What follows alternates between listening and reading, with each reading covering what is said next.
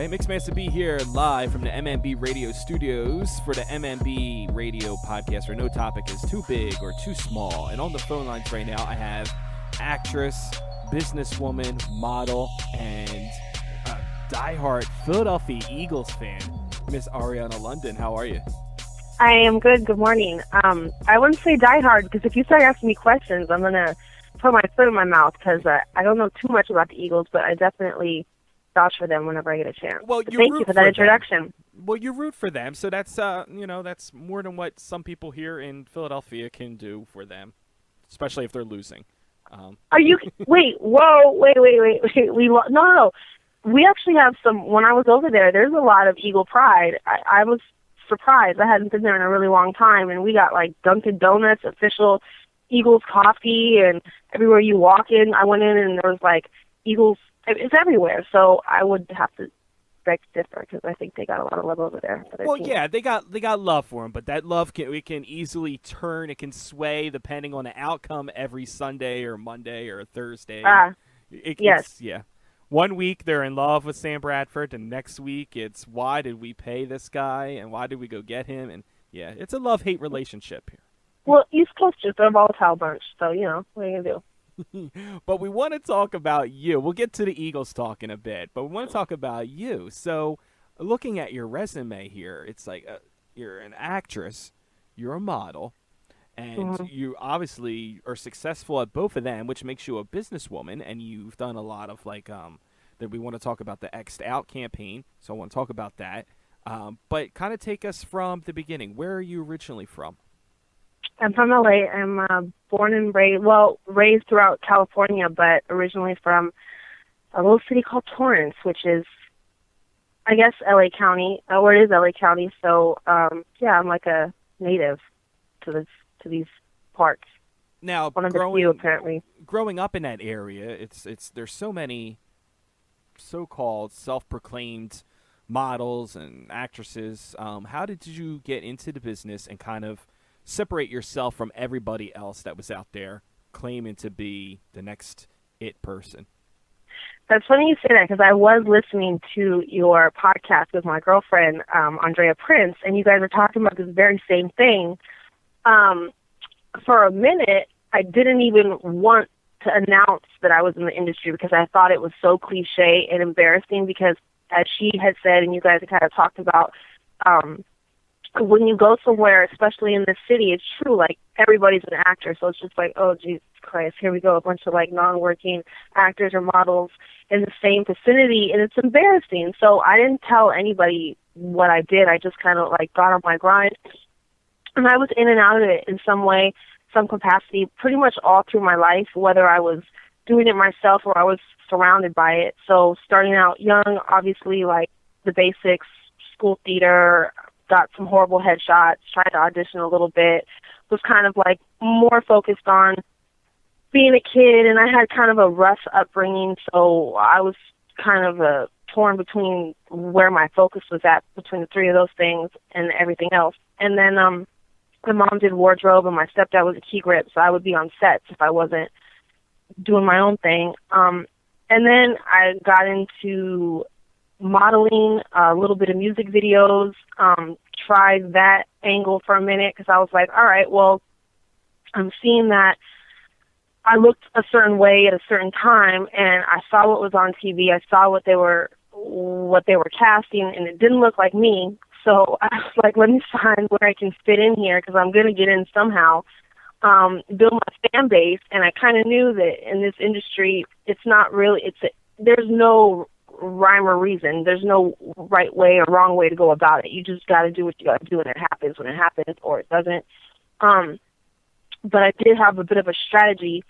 So I saw that, if you got a following, this was a while ago, it's not even like how it is now where, you're on Instagram and you have a huge following, you get opportunities. Like, this was like, okay, if you have a small following, we'll hand you a script and you can be in our movie.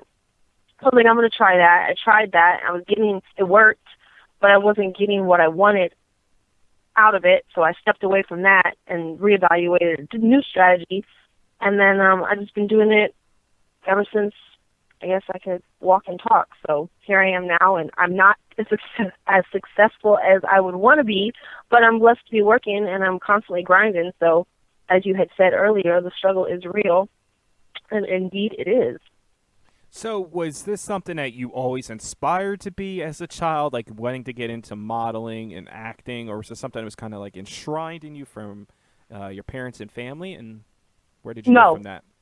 No, my dad was a criminal defense attorney, so he was strictly like academic, intellectual. My mom was like a free-spirited, creative, all over the place gypsy, where she had like a million tricks or trades in her bag. What's that saying that they use?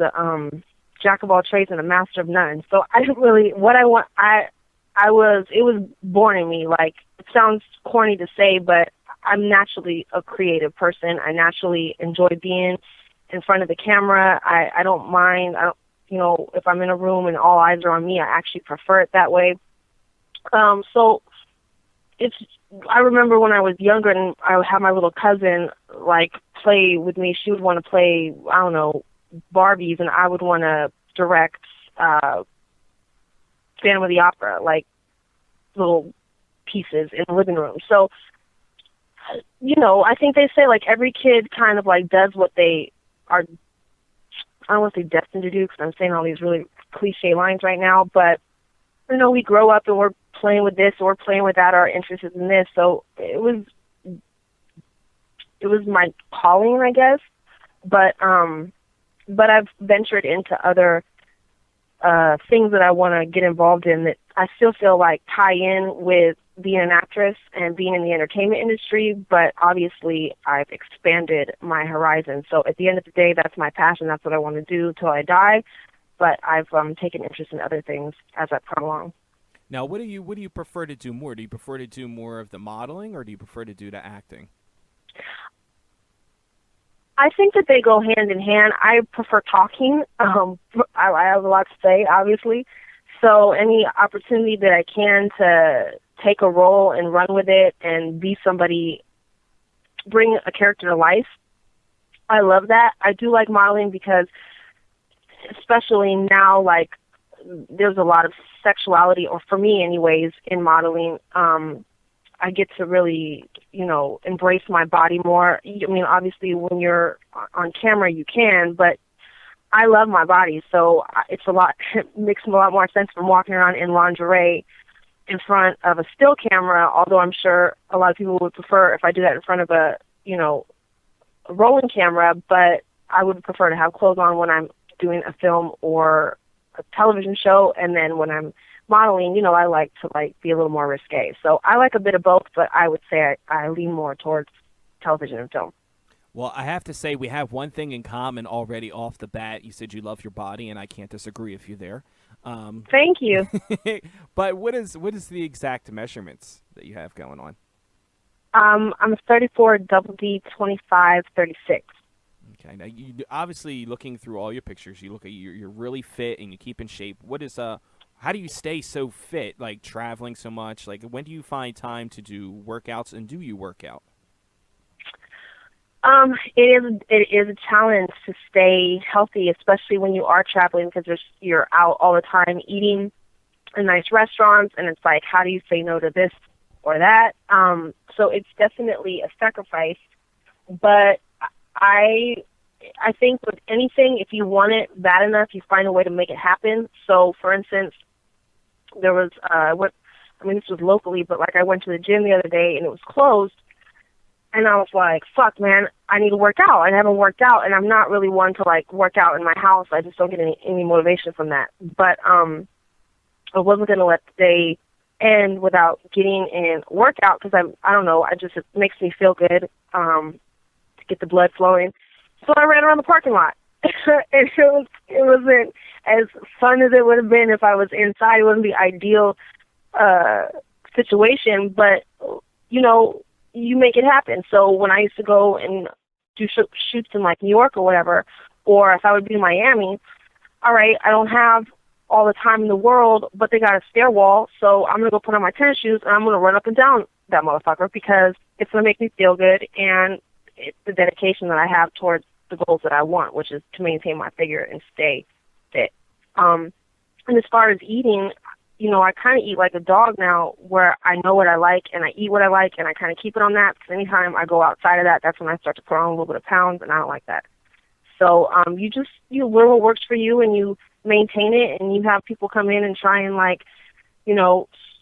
get you back on the, oh, try this, I'll just have a little bit. And whenever I'm sitting around my family, because they don't give a shit, they're just like, come on, it's just this one time. I'm like, no, I can't. And so it's just dedication and just, sticking with what works for you.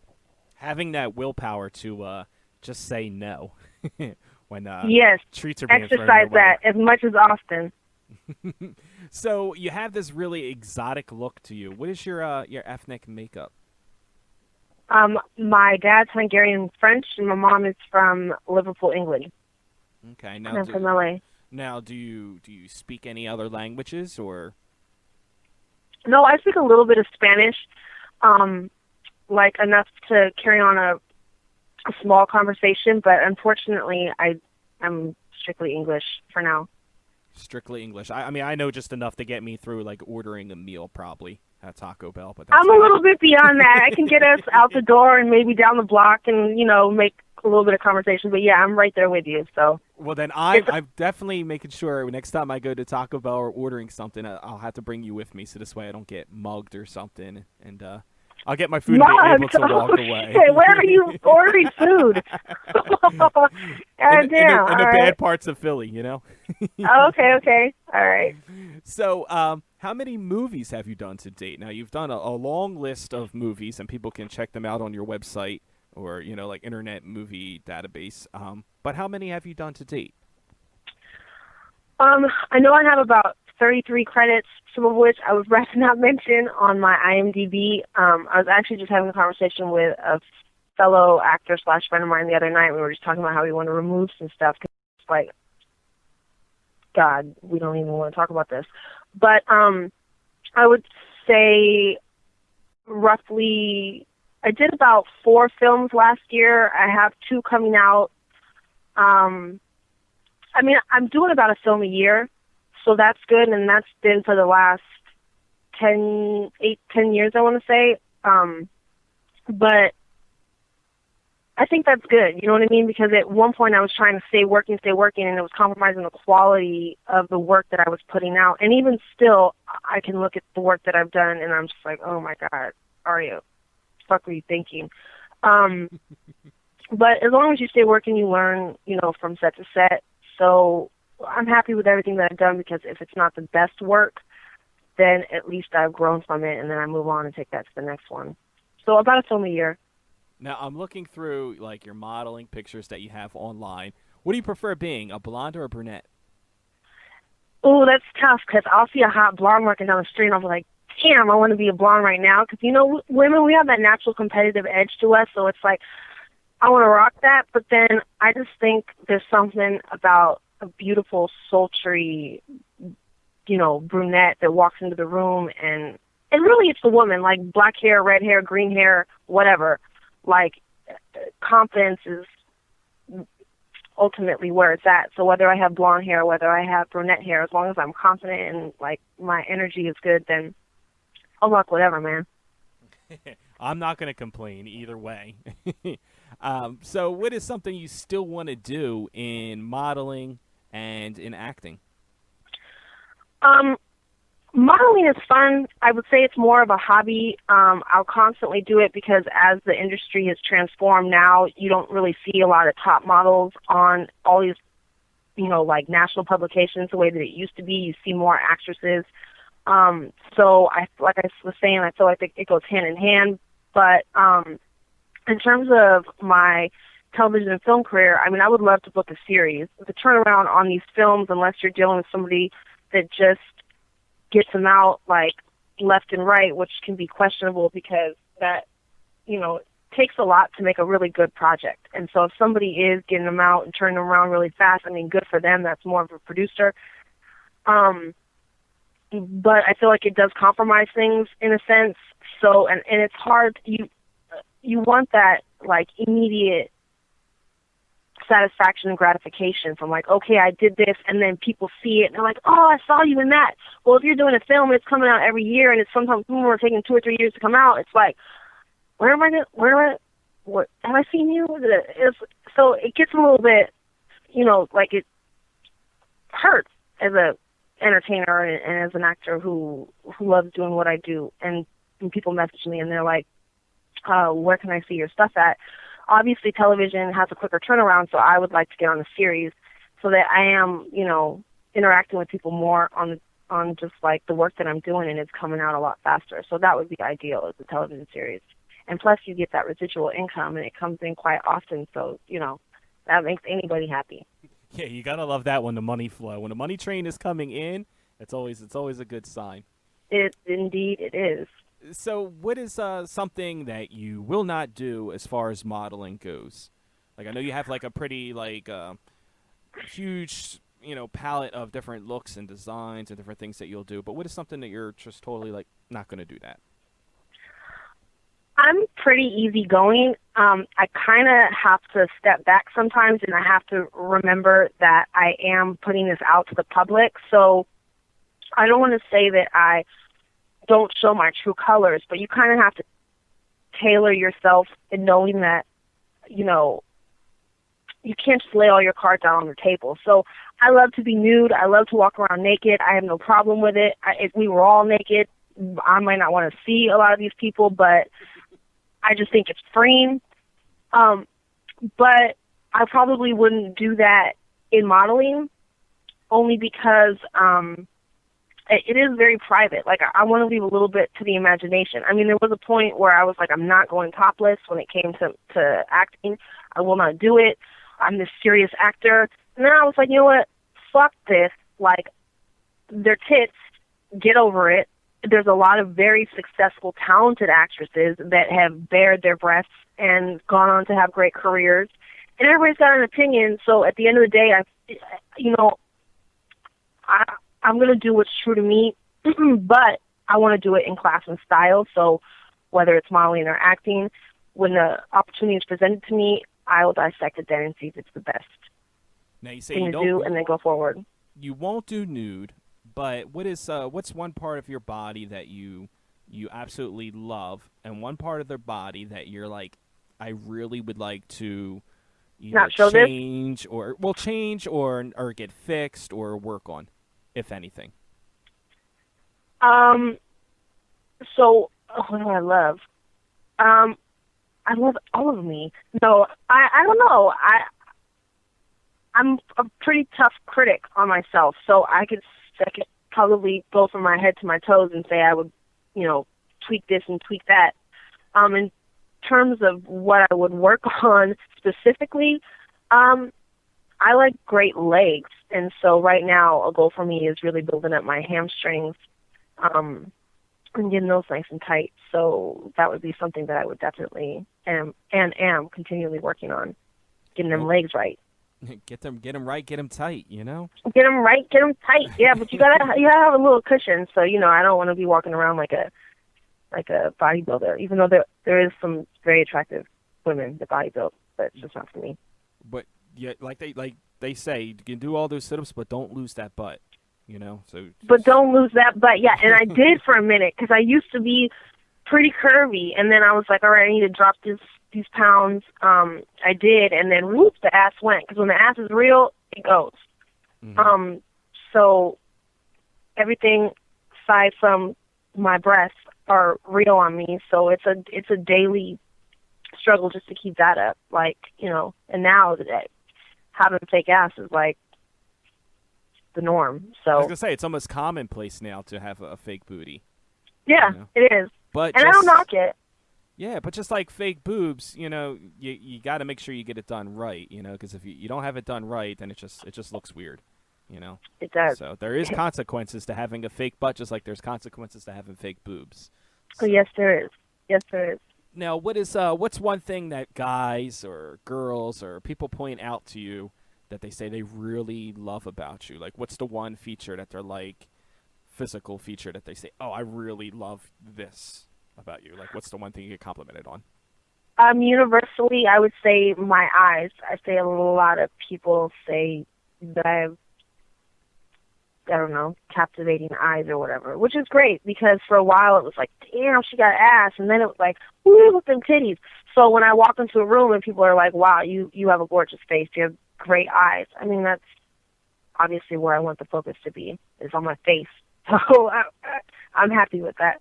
Well, that's what I always say, and this is not just this sounds like, a complete gentleman because, whatever the case may be. I always say if you got a beautiful face, like I don't really care how big the boobs are, how big the butt is and everything, but please. I'm gonna keep it real. Why are you lying? Every guy needs okay, I have to interrupt you because what I hear from men is, all right, I go for the body and then I look at the face. So you tell me you're opposite? I am. That's the honest to God truth. If you have a pretty face, like I can work with everything else. I mean, I'm not to deny, like you have amazing tits and the rest of the body, so I can, compliment that. But no, I would say like the first thing I notice too is the face, the eyes, the definition of your face, like the cheekbones and just like how it's shaped and everything. I don't know. Maybe I'm going too far deep into this shit. You're like, I love the curve of your cheekbones, girl. Yeah, you rub my hands on that. It's like, okay, dude, you've been looking at her pictures way too fucking long then if you are noticing all this stuff. But I was curious to see what people say too, like what do they like the most about you, because that was the first thing that caught my eye was your eyes. So I wanted to see if everybody else was on the same course as I was. So at least I don't feel too bad now. At least I didn't say like, oh, I think you have a sexy nose, and you're like, nobody's ever said I had a sexy nose. Then I feel like a real douche. But, yeah, don't ever say that to anybody because I think the girl would be like, all right, Miss Sesame, something's wrong. Yeah, you're a fucking creep, So now you were just recently out here in Philadelphia, and I missed you when you were out here. You were here for Monday Night Football to see the Eagles take on the New York Football Giants. Yes, as sir. Eddie Murphy likes to say. So you were out here with your boyfriend? My boyfriend and his dad and my dad and his sister. Okay, so where did they become Giants fans, and how did you become an Eagles fan, and how the hell do you guys survive being Eagles and Giants fans and being all under one roof? It was awesome. I think, and I say this jokingly, they say, like, like when now that transgender is like the new thing, when a man or woman is like, I was born to be a boy, or I was born to be a girl. I was born to be an East Coaster, so I love my East Coast people, even though I am from the West. But, so, okay, my boyfriend is from New York. He came out here, and the accent and just the vibe and just everything about him I was attracted to. So that's where he goes towards the Giants. Obviously, his whole family is diehard Giants fans. Even his thing around his license plate says, like, New York Giants. So he's hard with it. My dad is from Philly, now is out in L.A. And I like to, like, play with them a little bit. I mean, I love football in general. I'm not diehard anything when it comes to any particular team, but obviously I'm going to favor my dad because I'm biased towards him. Plus, I love the color green, and I don't know, Eagles are cool. So, whatever, man. But yeah, so it was fun. So when we went to the game, they were all like New York Giants out, and I had my classic jersey on with my Philadelphia Eagles hat, and I was like, yeah, we rocking this. So it was my dad and me on one side and them on the other, and it was fun, like we were fucking with them, and they thought they were going to win, and we took it, and there it is. Now, who's your favorite player on the Philadelphia Eagles? Do you currently have a favorite player? I don't have a favorite player. I know that DeMarco Murray was killing it. I know they had great defense.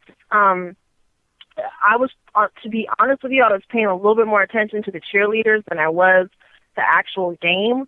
But I just like sports in general. Like I was saying, like I'll go to a basketball game. I'll go to a soccer game. I just love seeing athleticism at its finest up in person, and I'm not really like going for any one particular player, just as long as the game is good. And that was a rough game. Like it wasn't really a good game. Like when the Clippers, who did they play last night?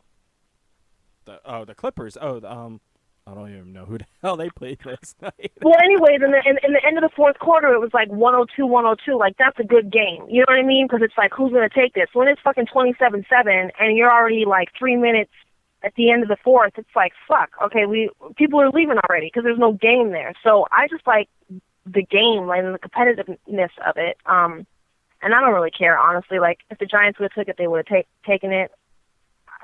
Just being there was a great experience. And the guys look good in their pants, and they have great bodies, and they're sexy as fuck when they, like, jump on each other. And the women are, like, dancing. Actually, they were freaking their asses off with their little pom-poms. They look cute. So I was happy. I was just enjoying myself.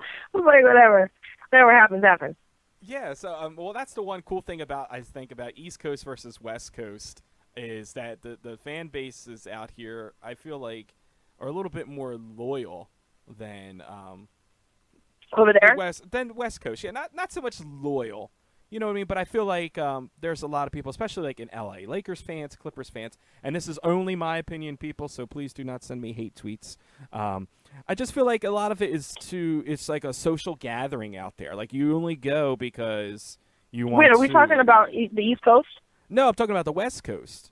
Okay. I feel like people go to Clippers games or people go to Lakers games because it's the it thing to do, but then really couldn't tell you anything about the teams. And by the way, the Clippers did beat the Portland Trailblazers last night, 115-109. Okay. Yeah. But that's just my outlook on it. So I like the fact that you got like that East Coast mentality. That it's just like, no, we're ride or die.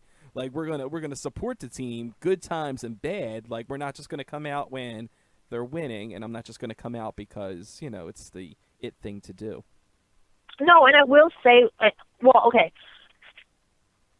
Kind of vouching for the West Coast, we have some diehard Dodgers fans out here, and I'm not much into baseball. I mean, I'll go to a game. I'm not really a Dodgers fan. I don't follow it, but everybody's like rocking a Dodgers hat. And then the Lakers, I will say we have some really dedicated fans. I do think it is more of a cliquey thing. It's like, oh, I'm supposed to like the Lakers. But what's great about just the East Coast in general is it's like, we're sitting down, we're eating breakfast or brunch or whatever, we're walking down the street, people are walking around, and obviously the game was that day, so that was probably part of it, but there is a real, like, pride, and, people are, like, razzing each other, it's like, oh, we're going to take you, and blah, blah, blah, this and blah, blah, that. Here you don't have that, and that's the thing about LA in general, is it's just, like, we don't talk to people. Everybody's so, like, I don't know you. And when I spark up a conversation with somebody, they kind of, like, look at me like, why are you talking to me? Why the fuck not am I talking to you? Like, I want to have a conversation with you. I just want to, like, say something. I want to have fun. I just want to, like, keep it cool. Everybody's so stiff around here. And I think, too, people, like, associate L.A., Los Angeles people or whatever, like, as being, like, these uptight, pretentious assholes. And we're not. It's a lot of these people that come here and, like, walk around. They're actually cool as hell, and we're just chill, and I'm at the beach. So, I'll talk to anybody. I'll say fuck you to anybody, and it's like, it's not even, like, meant to be hostile. It's just like, man, fuck you. What are you talking about? People here are a little bit stiff. So, yeah, there is a difference between the West Coast and the East Coast, clearly, in general, not just pertaining to sports. But, it is what it is, and we do have some real deal people out here. It's just, few and far between, unfortunately. They're hidden somewhere, but they do exist. They're just out there hiding somewhere. Got little gems. So, what did you get to see Philadelphia when you're here? Like, did you get to do any sightseeing? And was this your first time to Philly, or? It wasn't my first time. It had been a very, very long time since I went, and it's like ridiculous as it is. We went to the whole Rocky thing and like did that whole retarded experience where we stood in front of the Rocky statue and like put our hands up. But it was fun. I mean, it's a beautiful city and there's so much history there. So we did walk around downtown. We went to Chicky Pete's. What is that? Is it Chicken Pete's or Chicky Pete's? Chickies and Pete's, yes. Yeah, we went there. We watched a couple games. I love buffalo wings. So anywhere I go, any city, I have to try their buffalo wings. So I had some Chicky Pete's buffalo wings. They were all right. But that was basically it. It was a real casual trip. The focus was on the game, so we just kind of like chilled out, walked around a little bit, and then saved our energy for Monday night. Now, did you get to do the full tourist experience and see like things like the Liberty Bell? Did you run up the art museum I did see the Liberty Bell. Okay, and I did see the Liberty Bell. and what was that like? It was. I looked at the Liberty Bell. I mean, it was. It was a friggin' bell. She's like, it was a bell, dude. Yeah, it's a big ass bell. No, there's a lot of history there, and I'm not as like fascinated by it as I probably should be, because it is about I mean, that whole little thing that they did around it, where they have just everything that it stands for, is very educational, and it's our history. So I probably should be more interested than I was. But it was great to go, and we walked around all those different little places, like the Jefferson thing and all that stuff. And yeah, we went up the steps. So but did you get a cool. cheesesteak? Did you get a cheesesteak while here? That was what I was supposed to do, but I opted for the wings. I looked at the cheesesteak at Chicky Pete's or whatever. It didn't look that great, so I didn't feel like I was really missing out. But I'll have to go back again and try the cheesesteak. No, I did not. You do. You have to come out and just get your workout regimen. You had a Philly soft pretzel. That's good. That's good. Did you get it from one of the guys outside the stadium, like in the brown bags? And yeah, man, but real deal. Yeah, that's how you got to do it. People are all like, that's dirty and it's filthy. I'm like, dude, it's just like, it is what it is. It's a Philly soft pretzel. If you want, there you go. This ain't fucking Annie Ann's. If you want a gourmet pretzel, you could go to King of Prussia Mall or go to the gallery or something. But yeah, it is what it is. So yeah. But I want to talk about this X'd Out campaign that you have. Kind of explain how it started and your involvement and what it is. So the X'd Out campaign, my mother and I, because I work with my mother a lot, we stepped away from that, unfortunately. It began, though, however, and it's still ongoing. There's a lot of, as a matter of fact, the last time I was in, I think, JFK, there was a lot of advertisements for human trafficking. That started with my mom, who was just felt like a voice, especially in L.A., needed to be there for these victims of human trafficking. And so she wanted to create this organization and this task force that really helped these safe homes that are all throughout LA County, Orange, all throughout Los Angeles and the U.S. that are housing these girls that a lot of people think are prostitutes, and they are, but not by will. Like, these are young girls that are running away or being persuaded by men and put out on the streets and forced to have sex. So people associate human trafficking with third world countries, and obviously it isn't strictly associated with sex trafficking, because there is, workers out in different countries that are getting horrible wages to do what they have to do. I know Nike had a whole thing where, there's just different forms, there's different levels of actual trafficking. But so she rallied us up with a couple people that did security work, and she worked with some different entities and various law enforcement agencies, because when she started to develop it, she started to realize that the agencies weren't working together, because it was all about jurisdiction. Oh, you can't do this. Oh, we can't do that. So these people that ran these safe houses, they kind of worked in the gray, where it was like, okay, we don't have laws to go by, so we can go in and we can, like, help these girls where these agencies are kind of falling short. So we did a campaign because obviously people, I know me specifically, I'm very visual, so we made it a photo shoot where people were writing, messages on their arms about just, stop trafficking children, and just tried to get it out there. And we had a couple of minor celebrities, volunteer their time, and we did a couple of fundraising things. We actually went in front of a Nike building on Wilshire Boulevard and held up signs, actually not specifically for sex trafficking, but for just human trafficking in general. And people just don't really care. If it doesn't affect them, it doesn't affect them, and you need a lot of support. So it kind of broke up, and I know that she still has interactions with some of the people that are actively doing it, but we're not involved in it anymore, unfortunately. So that's that. But it's still a good cause, and I commend you for taking a stand and getting involved in that. Um, but where can people get more information about you online? I know everybody has a presence online, so where can you be found at online? Oh, well, that was great. We just segue from this very depressing conversation. So now you can find me online it's a depressing. But no, it was a depressing. It's a serious topic, but the positive outlook on it. And the positive thing is that you guys, there's people out there like yourself who had a voice and are sticking up for something that most people would probably not acknowledge, and it would just go to the wayside. So at least that there was somebody up there who had a voice and was at least bringing attention to the situation, and even the little bit of attention that was brought to it, it could only help improve the situation. So I wouldn't say it's totally depressing. Thank you. So now I'll do my plug. So I'm glad that I was able to bring that all back around again and stay face for you. No, I agree, though. I'm on my website, www.arialondon.com. I'm on Twitter at _Aria London, Instagram, Aria London. And that's it for me. I'm not on LinkedIn or Vine or any of that stuff. So that would be it. Twitter, Instagram, and my website. And if you go to my website, you can find the links to all of my social spaces there. And that's it. I think you can check out our website and look at all the photos and just stare at them as I've been doing through the entire interview. They're pretty tame.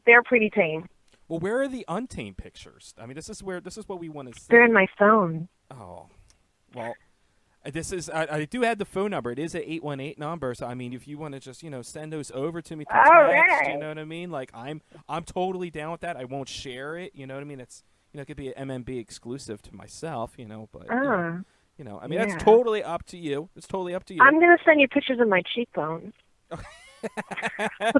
Because I have that obsession with the cheekbones and everything.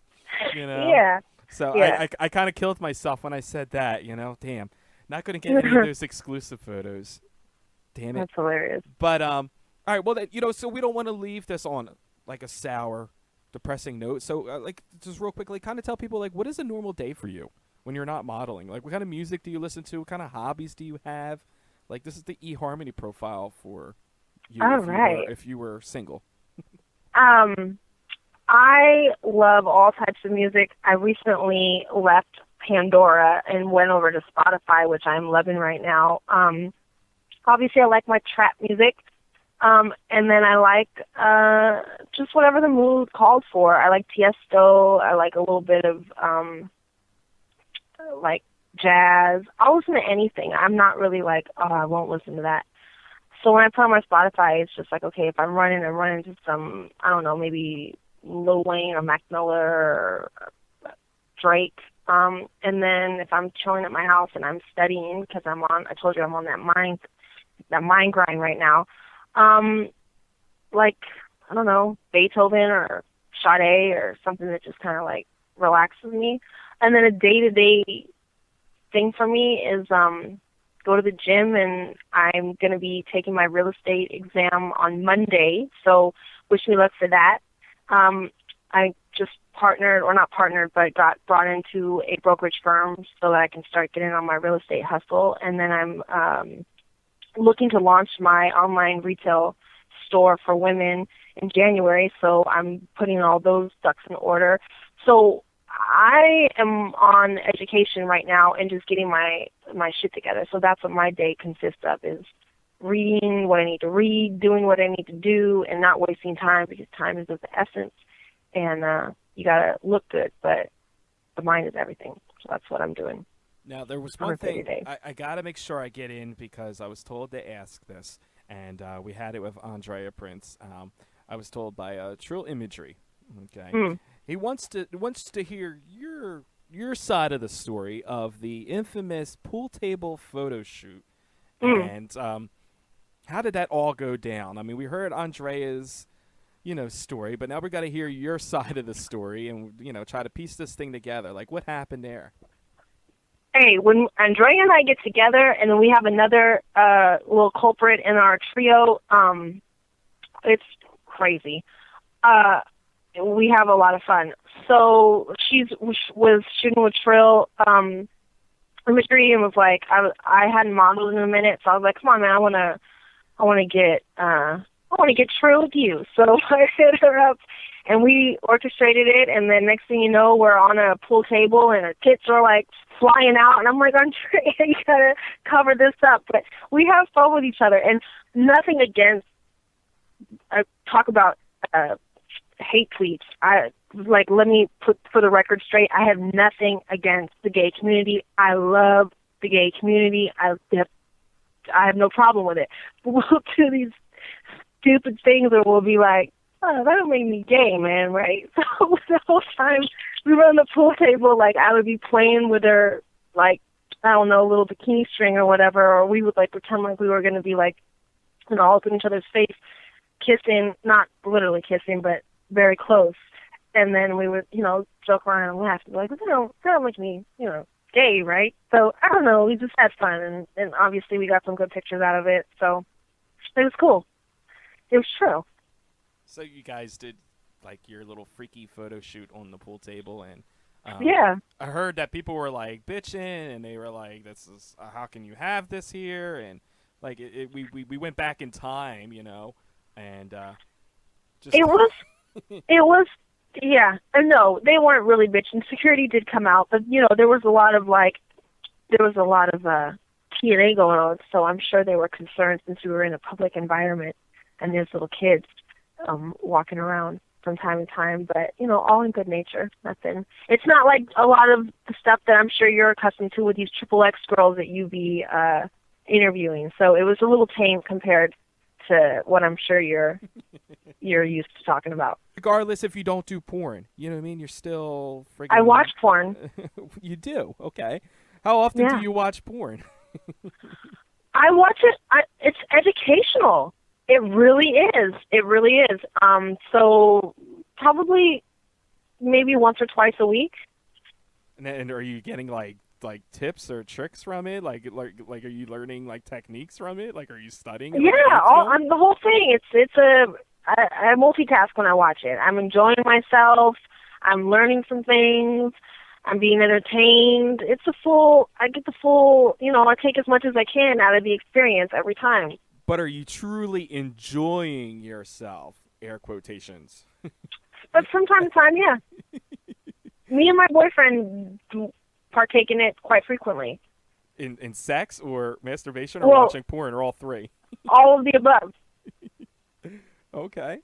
What is your favorite types of porn to be analyzing? Since now I can add to the title of porn analyst. I like that real stuff. Like, when it seems very, like, I don't know. I just like when it looks more real. So I don't have, like, I know, like, a guy that I recently met that's a businessman that I like. His company is Archangel. So I told him I'm going to check out some of his videos and just see what they're at. But as long as the girls look good and it's not too corny, I enjoy it. And, there's, like, I love Belladonna. Like, I love Belladonna. So that's somebody that I enjoy to watch. And. Are you attracted to women, or are you just kind of like watching them on porn? No, I love women. I think women are beautiful. I am strictly dickly, if that's what you're asking. Like, I love my man, and I want to be with my man, but I can appreciate a beautiful woman all day. I think they're gorgeous. So if a woman approached you, you wouldn't be, like, somewhat interested, or like... it depends. Yeah. I'm all for having fun. It would probably be a very fleeting experience, but it's not, I wouldn't, like, wife her up and say, we're together now. But, I would live in the moment if the moment felt right. Whatever. So it wouldn't be something where you would date a girl, but you would be okay with it just being sexually? Yeah. Okay. No, why not? Would you be the type of person that would be the aggressor, or would you want a woman to kind of take charge of you? It's funny because when I'm with women, I find that I'm more aggressive. Like, and when I say when I'm with women, because I'm not implying that I'm with women sexually often, but I'll find that whenever I am in front of a beautiful woman, I put on a bit of my more, like, masculine side. So I would probably be more of the aggressor, I would say. Yeah. So you are admitting that you have been with women sexually then? Yeah, but not regularly. Not regularly. And I do a lot of flirting. So, like, if I see a woman, like, if I go into a strip club with my boyfriend, he's like, "You're worse than my guy friends." Because I'm very, like, you know, I'm like, let's get a dance from her, let's get a dance from her. And there's a level of respect. Like, I'm not going and, like, trying to, like, abuse these women. But, you know, I have fun. Okay, so you have fun. So you are the aggressor. So, like, have you ever gone down on a woman? Like, kind of take us through this. I'm interested in this now. No, I haven't. And there's a reason, like, I'm kind of a germaphobe, so I gotta really, like, that's something that I don't know, I would have to really, really be in the moment, because there's something very, I don't know, women, I don't know, not all of them are as clean as they need to be. But it's okay for them to go down? I mean, yeah, like I said, it's all how I'm feeling at that time. The chemistry's there, and, you know, whatever happens, happens. Okay. So yeah. Or like, can we confirm that you've had women go down, or like? I'll leave that to the imagination. So leave it to the imagination. Yeah. Now when I hear answers like that, that's when I'm like, it's a sure bet, you know. But that's cool, you know what I mean? Like, hey, you know, yeah. I'm down with that. Like, I'm not mad at them. I would have went down. Shit. There you go. Well, like I said, we appreciate you calling in and talking to us a little bit, and so much great things that you have going on, and we hope to see much more and much success to you. And is there anything else you want the fans to know before you get out of here? Thank you for having me. I just want to say thank you for this time. I appreciate everybody that's following me in my journey that's ongoing, and I just want to encourage women and everybody, actually, to just, you know, we all have a purpose, and I don't want to get all, like, this isn't about being mushy, this is, like, real shit. We all have a purpose out there, so make sure that what you do every day, you're doing what you love, and you can have that hustle on the side that fuels your passion and your drive. But just, you know, time is of the essence, and you only have one life to live, so don't let it go by the wayside, and work on what you love, and make something for yourself, because you're worth it, and make it happen, because you can. The words of wisdom there. We appreciate it. There you go, man. We appreciate it again, and like I said, we'll be talking to you real soon. Thank you so much. Not a problem. Have a good one. You too. Bye.